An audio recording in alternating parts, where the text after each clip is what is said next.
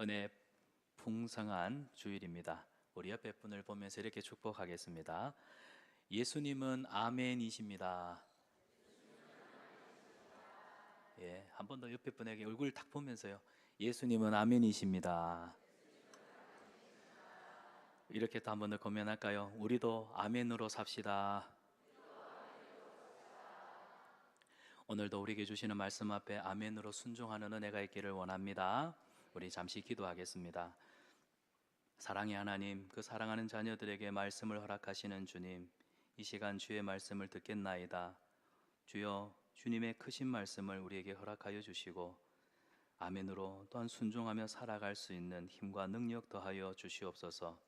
전하는 자는 가려 주시고 오직 우리 하나님께서 이 시간 우리 성도들의 심령 가운데 큰 울림이 있는 하나님의 말씀으로 말씀하여 주시옵소서.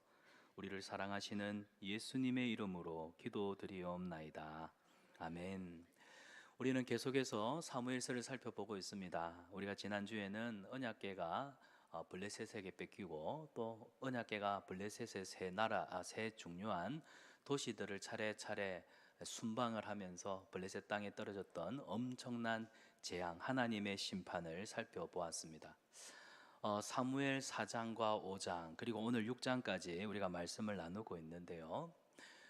사실 이스라엘 백성들은 블레셋과의 전쟁에서 두 번이나 아주 참혹하게 패배를 하고 말았습니다. 그 절망감, 상실감, 그리고 여호와의 언약궤마저 빼앗겼기 때문에 이스라엘 백성들에게 그 정체성의 문제도 아주 심각했습니다. 언약궤는 제가 지난주에도 말씀드렸다시피 하나님의 임재와 또 하나님의 영광을 상징하는 것입니다. 그렇기 때문에 하나님의 언약궤를 빼앗겼다 하는 건 예배를 중심으로 하나님을 중심으로 예배 공동체인 이스라엘의 정체성, 영적인 정체성, 우리로 치면 한마디로 주권을 잃어버린 국민과 같다 할 수 있습니다. 이가봇, 여호와의 영광이 이스라엘을 떠났다. 이 이가봇 사건은 하나님께서 사실 우리가 볼 때는 언약궤가 빼앗긴 것 같지만 하나님을 모실 자격이 되지 않는 이스라엘 백성들을 떠나신 사건입니다. 그래서 이가봇 사건은 마음에서부터 하나님을 떠난 이스라엘 백성들을 향한 경고고 또한 심판이었습니다. 하나님이 이렇게 하신 이유는 그들이 죄를 뉘우치고 그 잘못된 길에서 돌아서게 하기 위함이었습니다. 우리가 자녀들을 사랑하기 때문에 아이들에게 한 번, 두 번 권면해도 고치지 못하는 습관들이 있다면 우리는 매를 들어서 아이들을 엄중히 꾸짖습니다. 그래서 자신들의 죄를 깨닫고 뉘우쳐서 두 번 다시는 그 어긋난 길로 가지 않도록 하기 위함이지요. 성경에 나타나는 언약 백성들을 향한 하나님의 수많은 징계들은 하나님이 그들을 얼마나 사랑하시는지 내가 너희들을 끝까지 지킬 거야 하는 하나님의 그 굳은 다짐을 보여주는데요. 하지만 우리가 영적으로 성숙하지 못한 눈으로 본다면 하나님은 그걸 못 참고 이스라엘 백성들에게 수시로 때때로 벌을 내리시는, 그래서 옛날에 몬타니안이라고 하는 그 이단들이 있었습니다. 고대에. 그들은 구약 성경을 찢어서 버렸습니다. 왜냐하면 하나님은 사랑의 하나님이신데 구약에 나타나는 하나님은 끊임없이 징계하시고 심판하시는 무서운 하나님이다. 그래서 구약의 하나님은 가짜 하나님이다 해서 성경을 찢어서 버렸습니다. 그래서 그들은 신약 성경만 인정하고 받아들였던 그런 이상한 이단들도 있는데, 여러분, 이건 우리가 성숙하지 못한 눈으로 바라볼 때입니다. 하나님은 우리를 사랑하세요. 그래서 오늘 블레셋 사람들을 통하여 징계의 매를 드시고 또 언약궤가 하나님이 떠나서 이스라엘 백성들 수중에 벗어나 있지만, 그러나 그들을 사랑하시는 하나님의 사랑, 그들을 집착하시는 하나님의 사랑이 오늘 본문에서는 그 영광을 스스로 회복하시고 자기 백성들의 땅, 언약의 땅으로 유유히 돌아오시는 하나님의 그 광경을 우리에게 보여주고 있습니다. 성경을 볼 때마다 우리가 하나님 앞에 지은 죄가 많고 또 우리가 하나님 앞에 연약하기 때문에 스스로 자범죄를 지을 때가 있지요. 그때 오늘 우리에게 주시는 이런 죄에 대한 말씀들은 나는 하나님 앞에 숨겨놓은 죄는 없는지, 우리의 연약함, 우리의 허물들을 들춰내게 하시는 성령 하나님의 은혜이신 줄 알고 회개할 수 있는 기회로 삼는 그런 저와 여러분이 되시기를 축복합니다. 법궤를 빼앗긴 이스라엘 백성들에게는 희망적인 소식이 들려옵니다. 뭐냐니까 우리가 분명 블레셋 사람들에게 언약궤를 빼앗겼는데 우리가 언약궤를 메고 나갈 때는 우리 앞에 어떤 기적도 나타나지 않았는데, 그런데 웬일입니까? 하나님의 언약궤가 블레셋 안에서 놀라운 일을 행하는 겁니다. 그들이 섬기던 최고의 신 다곤의 목이 부러지고 손목이 잘려나가서 하나님의 궤 앞에 엎드려 있지를 않나. 그리고 블레셋 5도시 가운데 중요한 3도시를 차례 하나님의 언약궤가 순방을 하면서 엄청난 징계로 그들을 치시지 않나. 블레셋 사람들의 그 원한과 그 고통의 사무침이 멀리 있는 이스라엘 사람들 귀에도 들려왔던 거예요. 여러분, 이 소식이 이스라엘 사람들 귀에 들릴 때 어떤 마음이었을까요? 아마 이스라엘 사람들이 이 소문을 들으면서 도대체 뭐야? 우리가 하나님의 언약궤를 메고 나갔을 때는 전쟁에 승리할 줄 알았는데 아무 일도 일어나지 않았는데 도대체 이게 지금 무슨 현상이지? 비로소 이스라엘 백성들은 깨달았을 거예요. 아하, 하나님은 살아 계시는구나. 우리가 하나님을 너무나 잘못 섬겼어. 우리의 무지함과 우리의 교만함과 우리의 죄 때문에 하나님이 우리 가운데 계심을 우리가 깨닫지 못했어. 그런데 하나님은 살아 계셔서 자기 영광을 스스로 회복하실 뿐만 아니라 오늘 이 말씀을 통해서도 하나님이 드디어 왕의 귀환을 준비하고 계심을 보여주는 거의 서막과도 같은 이야기가 된다는 사실입니다. 우리가 성경을 볼 때 문맥을 통해서 살펴보면 참 좋겠습니다. 앞에 4장과 5장에서는 전쟁에서 지고 언약궤가 뺏기는 비참한 소식들이 들리죠. 하지만 하나님이 블레셋을 심판하면서 오늘 본문에서는 드디어 블레셋 사람들이 언약궤를 돌려보내게 됩니다. 그래서 7장에 보면 사무엘 선지자를 중심으로 이스라엘의 미스바테 부흥 운동이 일어납니다. 그리고 오늘 6장을 보십시오. 지금 법궤가 언약궤가 돌아오고 있는데 지금 이 6장에서는 지금 나타나고 있지 않지만 하나님의 언약궤가 이스라엘로 돌아오는 이 과정 속에서 이스라엘 백성들의 무너져 있는 마음 그리고 황폐해진 심령을 하나님이 회복시켜 이제 새로운 부흥을 주도하기 위해서 돌아오심을 우리가 문맥을 통해서 발견하게 되는 것입니다. 자, 단순히 법궤를 찾느냐 못 찾느냐의 문제는 아닙니다. 하나님께서 놀라운 일을 준비하고 계신다. 사랑하는 여러분, 때로는 우리의 삶이 앞도 막히고 뒤도 막히고 아무리 둘러보아도 살아날 구멍이 보이지 않는다 할지라도 기억하십시오. 막힌 곳 그곳에서 우리가 주님 앞에 기도하고 무릎 꿇을 때 하나님 열린 곳 하늘에서 하나님의 전능하신 손으로 우리를 건져주실 줄 믿습니다. 그래서 도우시는 하나님을 믿음으로 바라볼 줄 아는 성도가 인생을 살아감에 있어서 가장 복됨을 기억하시기를 바랍니다. 신앙생활하면서 그래서 우리가 항상 기억해야 할 것, 결코 잊어서는 안 되는 것 한 가지, 바로 임마누엘입니다. 받아할까요? 임마누엘. 우리 초등바이들은 임마누엘 이렇게 하는데, 임마누엘, 하나님이 우리와 함께 하십니다. 여러분 믿으시지요? 하나님이 나와 함께 하시고 내 자녀들과 내 가정과 우리 성산 한빛교회와 함께 하시는 줄 믿습니다. 그런데 우리는 죄로 인해서 징계를 받거나 또 여러 가지 시험으로 고난당할 때 그 고난의 짐, 수고의 짐이 너무 무거워서 때로는 고통하고 힘들어하고 괴로워하고 절망하다 보면 우리 마음속에 우리 안에 믿음은 온데간데 없고 원망과 불평만 가득한 채 하나님이 우리와 함께 하심을 보지 못할 때가 참 많습니다. 그런데 여러분, 믿음의 사람들, 특별히 다윗을 한번 보십시오. 우리가 기억하고 우리가 너무 좋아하는 시편 23편, 사실 시편 23편은 다윗이 엄청난 고난 가운데 있을 때 썼던 너무나 아름답고 주옥 같은 시 아닙니까? 다윗은 그 고난의 환경 속에서도 이렇게 고백해요. 여호와는 나의 목자이시니. 이 말은 목자이신 하나님이 연약하고 어린 양과 같은 나를 끊임없이 지키시고 보호하신다, 이런 고백이에요. 그래서 내가 사망의 음침한 골짜기를 다닌다 할지라도 해를 두려워하지 않을 것은 막대기와 지팡이로 지키시는 하나님이 날마다 나와 함께 하시기 때문에, 그래서 내가 여호와의 집에 영원히 주님과 동행하며 살기 원합니다라고 하는 이 아름다운 시편의 고백. 이 시편 23편은 그렇지, 하나님은 늘 나와 함께 하시지, 나와 동행하시는 하나님, 우리로 하여금 이 임마누엘의 축복이 얼마나 큰 은혜인지를 깨닫도록 하는 말씀입니다. 사랑하는 여러분, 하나님이 나와 함께 하심을 믿으시기 바랍니다. 오늘 예배드린 우리 성도님들 가운데 힘든 분들 계시나요? 누가 좀 위로해 주면 좋겠는데, 어릴 때 제일 서운한 게 뭔 줄 아세요? 친구들하고 놀다가 탁 자빠졌는데 일었었어요. 근데 엄마가 없어요. 아빠가 안 보여요. 울고 싶은데 그때가 제일 서운합니다. 근데 엄마가 있어요. 쫓아가가지고 안다 이러면 그냥 엄마 앞에서 울음을 터뜨리면서 모든 것이 다 사라지죠. 사랑하는 여러분, 우리 하나님이 함께 하십니다. 여러분이 아무리 힘들고 또 제 아무리 발버둥 쳐도 벗어날 수 없는 고난이 있다 할지라도 하나님이 함께 하심을 믿으시기를 바랍니다. 그래서 이스라엘 백성들은 언약궤가 뺏길 때 하나님이 우리를 떠났구나 하는 충격에 빠졌겠지요. 그러나 언약궤가 다시 돌아온다는 소식을 들었을 때 어떤 마음이었을까요? 하나님은 우리를 결코 버리지 않으시는구나. 하나님은 우리와 함께 하시는 분이야. 그래서 그들이 하나님 앞에 교만하게 살았던 죄를 깨닫고 회개하지 않았을까요? 그 다음에 7장이 사무엘을 통한 미스바의 대부흥운동이 일어나게 되더라는 겁니다. 사랑하는 여러분, 저와 여러분의 삶 속에 하나님이 은혜의 부흥을 허락하여 주실 줄 믿습니다. 지금 가장 힘들고 가장 눈물 날 때 바로 그때가 하나님께서 부흥의 새벽을 여러분에게 맛보게 하시는 은혜의 통로라고 한다면 여러분 하나님 앞에 기도하시지 않겠습니까? 함께 하시고 도우시는 주님 앞에 기도함으로 여러분의 삶의 모든 어려움의 문제들을 뚫고 헤쳐나가실 수 있기를 축복합니다. 자, 오늘 본문 1절을 보면 우리 같이 한번 읽어볼까요? 1절입니다. 시작.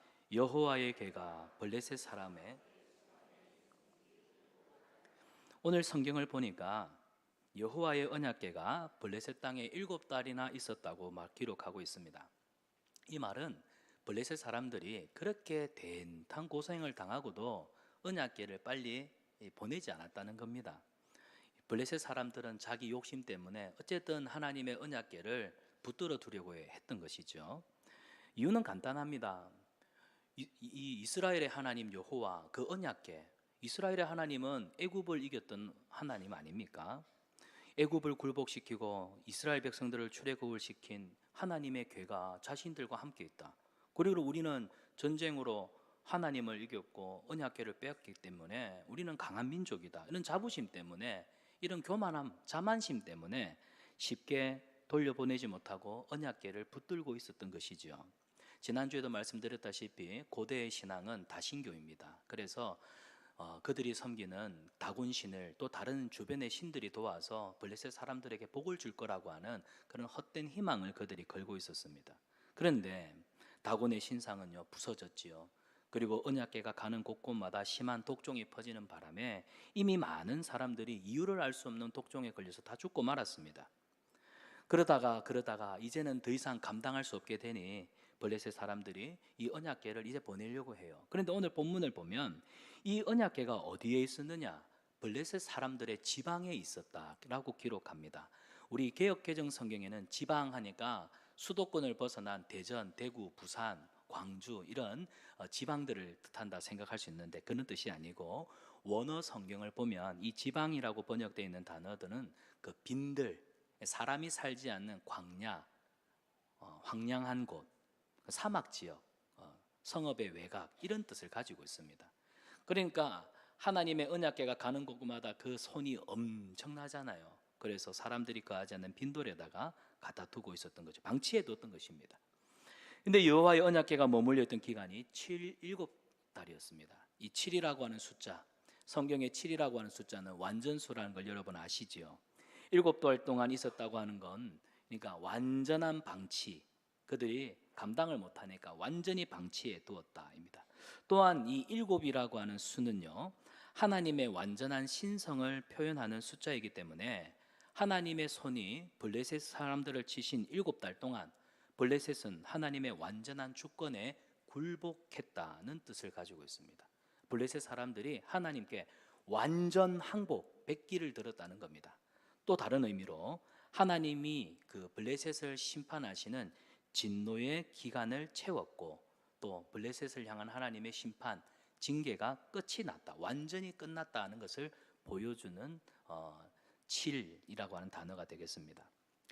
어쨌든지 블레셋 사람들은 언약궤를 이곳저곳 옮겨가면서 심지어 빈들에 사람들이 없는 곳에 방치까지 해가면서 하나님의 재앙을 피해보려고 노력했지만 이런 그들의 시도는 실패로 끝나고 말았지요. 블레셋 사람들을 가만히 보면 애굽 사람들과 다르지 않다는 것을 발견합니다. 애굽의 바로가 수많은 재앙을 겪지 않았습니까? 무려 10가지 재앙. 나중엔 장자의 죽음을 겪고 나서야 비로소 이스라엘 백성들을 출애굽을 시킵니다.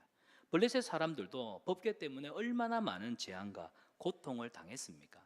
그런데 그 강팍한 마음, 그 자존심, 그 교만함, 이것 때문에 결국 법궤를 돌려보내지 않았던 거예요. 그러니까 무려 7개월이라고 하는 시간 동안. 그래서 하나님이 내리신 재앙으로 지칠 대로 지쳐버린 블레셋 사람들, 이제는 안 되겠다, 돌려보내자, 안 그러면 우리 다 죽는다. 그래서 언약궤를 돌려보내기로 한 겁니다. 근데 여러분, 성경을 보면 인간이 얼마나 하나님 앞에 교만하고 또 자만심으로 하나님 앞에 이렇게 참 이렇게 이 배를 이렇게 버는 그런 존재인 것을 보게 돼요. 그러니까 한마디로 미련하죠. 미련할 정도로 버티고 있잖아요. 사람들은 하나님 생각보다 자기 생각이 옳다고 생각할 때가 많습니다. 어떤 경우에는 하나님을 의도적으로 무시하지요. 결국 교만한 마음 때문에 영적인 소경이 됩니다. 하나님의 뜻을, 하나님이 행하시는 것을 보지 못해요. 그 마음이 미련해지는데도 깨닫지 못합니다. 그래서 시편 49편 20절입니다. 시편 49편 20절 우리 함께 읽어보겠습니다. 시작. 존귀하나 깨닫지 못하는 사람은 멸망하는. 시편에도 존귀하지만 깨닫지 못하면, 하나님의 뜻을 깨닫지 못하면, 그 마음이 겸손하지 못하면 결국 멸망하는 짐승보다 못한 존재가 우리 사람일 수 있다는 겁니다. 그래서 우리가 신앙생활할 때 가장 경계해야 될 것이 교만입니다. 교만이라고 하는 죄는 아담과 하와가 하나님 앞에 죄를 지었던 그 원인적인 이유가 바로 교만함이었거든요. 하나님은 교만한 자를 꺾으십니다. 교만은 모든 죄의 원인이 됩니다. 결국 블레셋의 재앙, 이 블레셋 사람들이 하나님 앞에 이 심판을 받게 되었던 그 원인도 그들의 교만함이었다는 사실입니다. 그들이 하나님 앞에서 겸손히 행하지 않는다면 이 재앙은 결코 멈추지 않을 것이라는 거죠. 그래서 오늘 본문 6절을 보십시오. 블레셋 제사장들과 복술자들이 이 블레셋 지도자들에게 이렇게 충고합니다. 6절을 보면 애굽인과 바로가 그들의 마음을 완악하게 한 것 같이 어찌하여 너희가 너희의 마음을 완악하게 하겠느냐. 여기 보면 완악하게 한 것 같이 완악하게 하겠느냐, 이 두 번의 동일한 단어가 반복되고 있는 것을 보십시오. 그 다음, 그가 그들 중에서 재앙을 내린 후에 그들이 백성을 가게 함으로 백성이 떠나지 아니하였느냐. 과거 애굽 사람들에게 있었던, 애굽 사람들이 그 강팍함으로 또 교만함으로 끝까지 버티던 그 무지함, 그 어리석음, 우리도 반복하겠느냐라고 지금 블레셋 지도자들을 향해서 이야기를 하고 있는 것입니다. 한마디로 지금 우리에게 내려지는 이 감당할 수 없는 엄청난 재앙을 멈추기 위해서는 하나님의 언약궤 돌려주라, 빨리 제자리로 돌려보내라. 이거 무엇이 갖고 있다가 이거 잘못하면 우리가 된탕 당한다, 이 다 죽을 수 있다, 빨리 돌려보내라. 욕심 부리지 마라. 감당할 수 없으면 빨리 손을 털어버리는 것이 지혜다. 지금 그 이야기를 하고 있는 겁니다. 자, 지금 블레셋 사람들이 보세요. 7개월 동안이나 버티다가 결국에는 안 되니까 지금 돌려보내자는 의견이 나오기 시작하잖아요. 결국 하나님의 크신 손, 징계로 인해서 이거는 우리가 감당치 못한다, 돌려보내야 된다, 그 깨달음, 이게 바로 영적인 진리입니다. 결국 이들이 보세요. 강팍한 마음 때문에 깨닫지 못하고 있다가 나중에는 그 마음이 와르르 깨어지기 시작하면서 이래가지고는 안 되겠어. 결국 마음이 교만하면 하나님이 보이지 않는다는 겁니다. 마음이 교만하면 원망하고 불평하고 짜증내고, 왜 하나님 나만 이렇게 힘들게 하십니까? 왜 하나님 내 기도는 응답되지 않나요? 좀처럼 내 삶은, 내 가정은 나아질 기미가 보이지 않습니까? 라고 우리가 하나님 앞에 따져 물을 때 그 중심에 혹시 교만함은 없는지, 나의 자만심, 나의 그 고집셈, 이것이 하나님을 보지 못하게 하는, 방해하는 것은 아닌지. 그래서 결국 하나님의 뜻은 온데간데없고 인간적이고 세상적인 편법과 욕심으로 가득 차 있는 우리 자신들의 모습, 그걸 하나님이 깨트리려고 여러 가지 고난으로 우리를 몰아가신다고 한다면 결국 고난은 그런 강팍한 우리를 깨트리는, 겸손케 하는 은혜의 방편이라는 것을 발견합니다. 그래서 시편 기자의 고백처럼 고난당한 것이 내게 유익이라. 고난은 변장하고 찾아온 또 다른 축복이라고 할 수 있는 것이죠. 사랑하는 여러분, 하나님은 교만한 자를 꺾으십니다. 좀 더 심한 표현하면 하나님은 교만한 자를 그냥 쳐박아 버리세요. 하지만 마음이 겸손한 자에게 은혜와 복을 주십니다. 그래서 잠언은 겸손은 존귀의 길잡이요 여호와를 경외하는 삶의 근본이다 말씀하고 있어요. 여호와를 경외하는 성도들의 삶의 근본은 하나님 앞에 겸손함입니다. 우리가 하나님 앞에 겸손히 행하면 하나님은 우리를 존귀히 여겨주실 줄 믿습니다. 그래서 우리가 살펴보았던 사무엘상 2장 20절이었죠. 나를 존귀히 여기는 자를 내가 존귀히 여기고, 이 말은 겸손한 자가 결국 하나님을 존귀히 여겨드립니다. 그러니까 하나님은 그 겸손한 자를 가장 존귀한 자로 쓰시는 거예요. 왜 예수님의 이름이 가장 모든 이름 위에 뛰어난 이름이 되셨을까요? 그분은 하나님이셨음에도 불구하고 아버지의 뜻에 순종하여 겸손함으로 죄인들을 섬기셨습니다. 종의 삶을 사셨거든요. 그러니까 때가 되면 예수님을 하나님이 높이셨습니다. 반대로 교만한 자는 꺾으십니다. 사랑하는 여러분, 항상 겸손함으로 하나님의 뜻을 이루는, 주님과 동행하는 삶을 살아가는 저와 여러분 되시기를 축복합니다. 자, 본문은 3절을 보면 블레셋 제사장들과 복술자들이 여호와의 언약궤를 보낼 때 그냥 보내면 안 돼, 그래서 속건 제물과 함께 보내면 좋아 라고 제안을 합니다. 여기 나오는 속건제는 이 레위기에 언급되어 있는 속건제와는 조금 다른데요, 이들이 제안한 속건제는 신을 노엽게 했을 때 그 노염을 풀게 하는 제사였습니다. 여기서도 알 수 있듯이, 자, 블레셋 사람들 보세요. 지금 그들의 교만함 때문에 이스라엘 하나님을 노엽게 했다, 그래서 벌이 지금 우리한테 내려오지 않았느냐라는 인식을 가지고 있지 않습니까? 이게 중요한 겁니다. 우리가 지금 이 엄청난 시험을 받는 이유가 뭐냐? 우리 교만함 때문 아니냐? 우리 저 여호와 신을 갖다 깔본 죄 아니냐? 그래가지고 다곤 신에 갖다 놨다가 안 되니까 여러 도시를 돌아다니면서 우리가 이렇게 엄청난 고난 당한 것 아니냐? 여호와 신을 함부로 여긴 게, 생각한 게 우리 잘못이다, 그런 인식을 가졌다는 거예요. 그래서 어떻게 합니까? 이 여호와 신의 노여움을 좀 풀어드리자, 그래가지고 제발 좀 이 재앙이 우리에게서 떠나가도록, 이 지금 방법을 자기들 나름은 아주 그 현명한 지혜다라고 펼쳐내고 있잖아요. 여기서도 발견할 수 있듯이 사람들에게는 어떤 문제에 대한 인식, 잘못, 이걸 깨닫는, 이게 인간이 가지고 있는 아주 탁월한 능력이라고 생각합니다. 인간에게 있어서 놀라운 일은 자기가 하나님 앞에 인격적으로 죄를 지었다라고 하는 이것을 생각한다는 겁니다. 그래서 우리가 불신자들에게 전도해야 되는 이유가 바로 여기 있는 겁니다. 비록 우리가 복음을 전할 때 거절당하고 핍박받는다 할지라도 분명한 것은 하나님의 말씀이 선포되면 사람들은 말씀을 통해 자기 죄를 깨닫습니다. 자기 죄를 인식합니다. 그래서 하나님을 찾고 구하는 역사가 일어나기 때문에 복음을 전하지 않고서는 영혼들을 구원할 방법이 없다는 거예요. 어쩌면 하나님께서 전도의 미련한 방법으로, 이 전도의 미련한 방법으로야만 한 생명이 주님께로 돌아오는 유일한 방법이라는 것을 그들도, 그리고 복음을 전하는 우리에게도 동일하게 깨닫게 하시다는 것입니다. 그래서 로마서 10장 14절을 보면 그런즉 그들이 믿지 않은 일을 어찌 부르리요? 듣지도 못한 일을 어찌 믿으리요? 전파하는 자가 없이, 전하는 자가 없이 어찌 들으리요? 사랑하는 여러분, 담대함을 가지십시오. 믿지 아니하는 남편에게, 믿지 아니하는 아내에게, 그리고 자녀들에게, 여러분의 믿음의 형제자매에게 여러분 기도함으로 선포하십시오. 하나님, 생명의 말씀을 내가 선포할 때에 저들이 이 말씀 앞에 내가 하나님 앞에 인격적으로 죄인이라는 사실을 자각할 수 있는 은혜를 달랐고, 말씀을 통해 역사하시는 분은 성령님이십니다.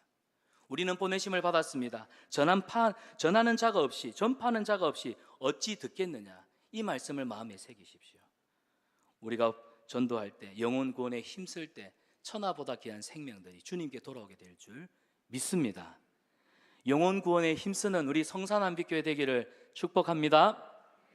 자, 이제 4절입니다. 4절을 보면 블레셋 사람들이 속건 제물로 드린 것들이 나오는데요, 금 독종 5개와 금지 5개가 등장합니다. 왜 하필이면 이 쥐, 독종 이런 것들을 형상으로 만들었을까요? 여호와의 법궤가 옮겨진 곳마다 블레셋 전역에 쥐떼가 섭격했습니다. 그래서 쥐떼가 퍼뜨린 전염병이 주로 패스트, 중세를 예전에 뒤덮였던 흑사병. 그러니까 하나님의 법궤가 옮겨지는 곳마다 쥐떼로 인해서 엄청난 전염병이 번져 사람들이 죽게 된 겁니다. 죽지 않은 사람은 온몸에 독종이 생겨서 고생을 했죠. 그래서 자신들이 받은 재앙, 금, 독종, 금, 쥐를 속건 제물로 드린 것은 이제 이 재앙으로부터, 이 끔찍한 재앙으로부터 좀 자유로워지고 싶습니다. 제발 노여움을 푸시고 이 재앙을 거두어 주십시오 라고 하는 의미가 담겨 있다는 것이죠. 또 하나 영적인 의미가 있습니다. 사실 하나님 앞에 드리는 제물로서 독종과 쥐는 합당하지 않습니다. 하나님 앞에 속건 제물로 드리려면 레위기에 명시되어 있는 제물이어야만 합니다. 하지만 블레셋 사람들이 속건 제물로 올려드린 독종과 쥐의 형상을 보십시오.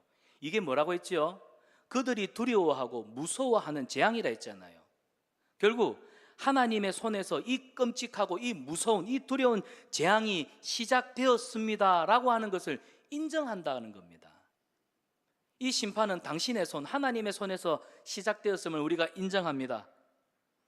결국 하나님께서 블레셋 땅에서 완전히 승리하셨음을 보여주는 겁니다. 이걸 드림으로 우리는 완전 항복. 그렇기 때문에 독종과 금지 제물은 블레셋이 하나님 앞에 백기를 드는 것이에요. 이것으로 인해서 지난날 이스라엘과 블레셋 사이에 있었던 2번의 전쟁, 이스라엘은 졌습니다. 실패했습니다.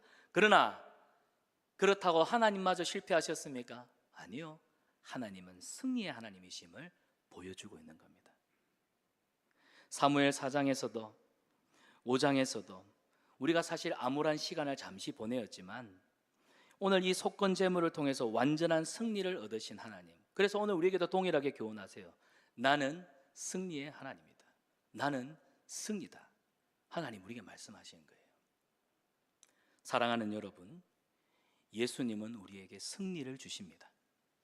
예수님은 저와 여러분의 삶 가운데 승리를 주시는 분이신 줄 믿습니다.